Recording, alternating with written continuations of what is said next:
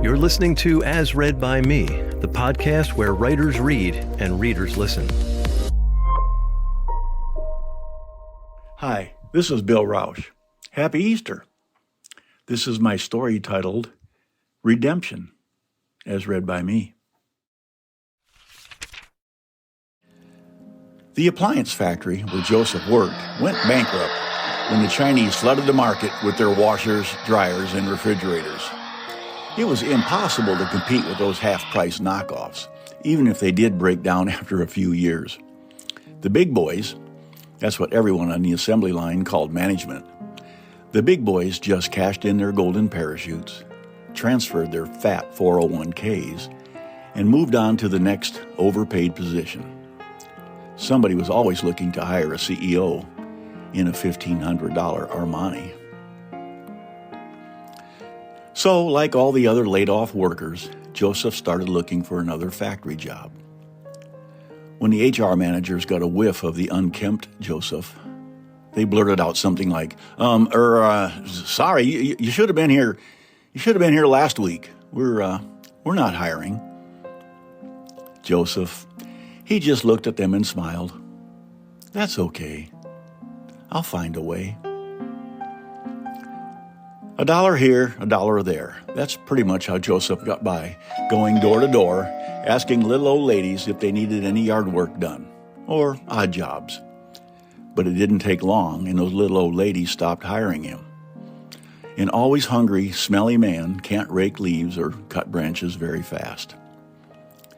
They just shoved a few bucks at him and told him he didn't need to bother coming around again.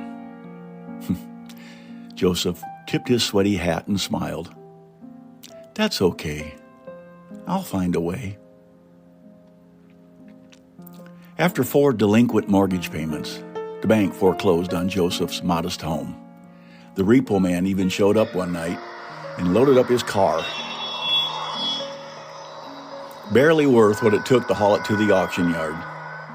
But Joseph just smiled at the banker, who took his house and his car. Oh, that's okay. I'll find a way. Destitute and homeless, Joseph was finally reduced to standing all day in the hot sun or the cold winds at the busy intersection, holding his crumpled cardboard sign. Please help. Lucky to get $1 here, $1 there.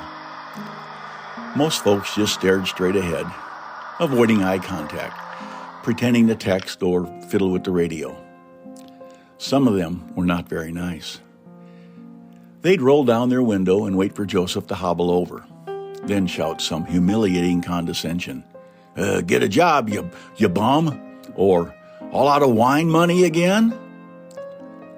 Joseph just smiled as he tipped his cap. That's okay. I'll find a way. Blue tarps and cardboard don't offer much protection against a cold March wind and rain, especially when the good spots have been taken under the bridge. The rags he laughably called his blankets didn't provide much warmth. The sun had already been up for 2 hours on that cold Easter morning.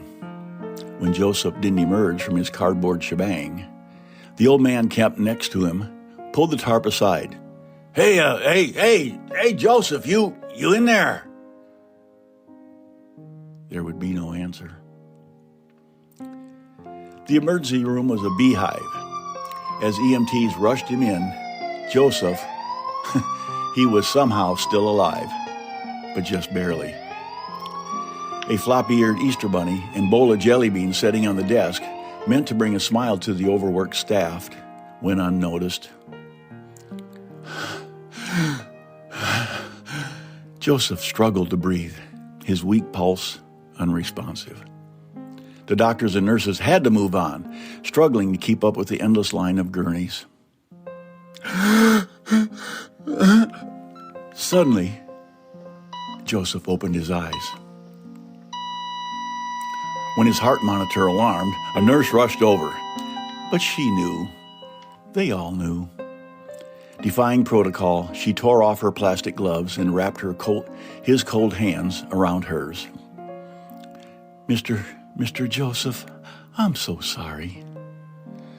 Oh, sweetie, I wish there was more we could do for you. Joseph's lips quivered.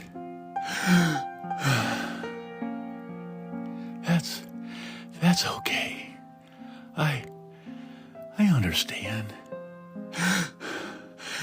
I'll find a way.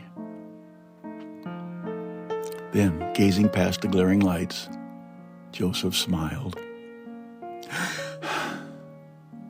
and took his last breath. The nurse wiped her tears. She knew. Joseph did find his way.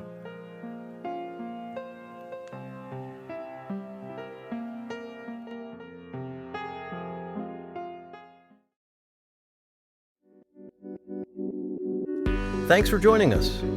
If you love the show and want to keep hearing more great stories, there are 3 ways you can help. You can hit the subscribe or follow button on your favorite podcast app. You can leave a review for the show on iTunes. Or you can go to asreadbyme.com and click the donate button. Every little bit helps us continue to amplify the eclectic collection of stories and voices that make our show unique. If you're a writer or know one who should be on our show, send an email to writers@asreadbyme.com. Thanks for lending us your earballs once again, and we'll see you next time on As Read by Me.